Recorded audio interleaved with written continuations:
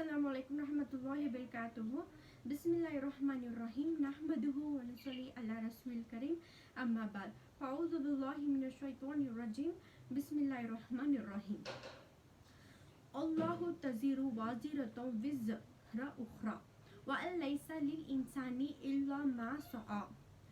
विज़्र के माने दरअसल बोझ के हैं और पहली आयत के माने ये हैं कि कोई बोझ उठाने वाला अपने सिवा कोई दूसरे का बोझ ना उठाएगा।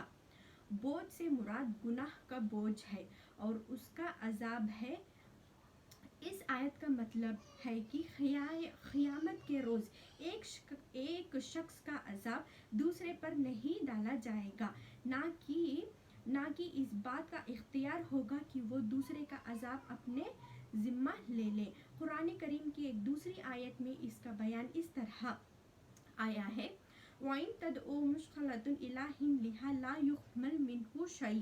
यानी अगर कोई गुनाहों के बोझ से लदा हुआ शख्स लोगों से दरखास्त करेगा कि मेरा गुनाह का बोझ कुछ तुम उठा लो, तो किसी की मजाल हिम्मत नहीं कि इसका गुनाह का बोझ का कोई हिस्सा उठा सके। व अलैसा लिल इंसानी इल्ला मा सआ। इस आयत हासिल ये है कि जिस तरह कोई दूसरे का अजाब अपने सर नहीं लेता, इसी तरह किसी को ये भी हक नहीं कि किसी दूसरे का अमल के बदले खुद अमल कर ले और वो इस अमल से सुगुस्तुस हो जाए, बरी उस जिम्मा हो जाए। ऐसा नहीं हो सकता।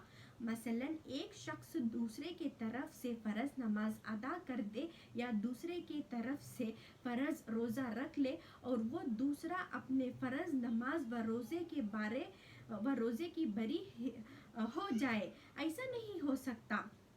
यानी एक शख्स दूसरे की तरफ से ईमान कबूल कर ले और इसको मोमिन करार दिया जाए, ऐसा नहीं हो सकता।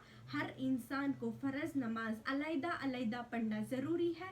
इंसान को फ़र्ज रोज़ा अलग अलग तौर पर रखना ज़रूरी है।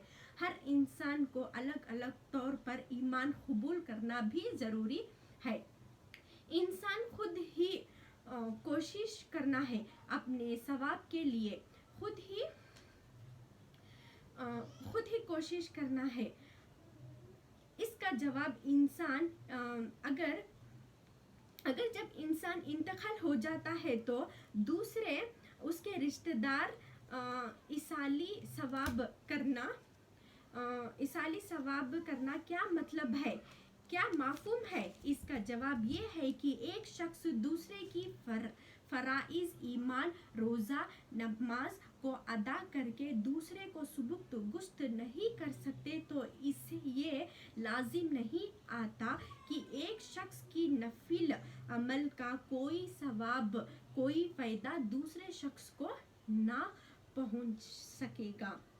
एक शख्स की दुआ और सदक़े का सवाब दूसरे शख्स को पहुंचता है। ये बात हदीस से साबित है और तमाम उम्मती के नज़दीक ये इजामिया मसह होता है कि इसाली सवाब पहुंच सकता है। व अन्ना इला रब्बिकल मुंतहा। इस आयत का मतलब ये है आखिरकार सबको अल्लाह की तरफ लौट कर जाना है और सबको अपने अपने अमाल का हिसाब देना है। तो इस सिलसिले को यही ख़त्म करती हूँ। सदक़ल्लाहुल अज़ीम।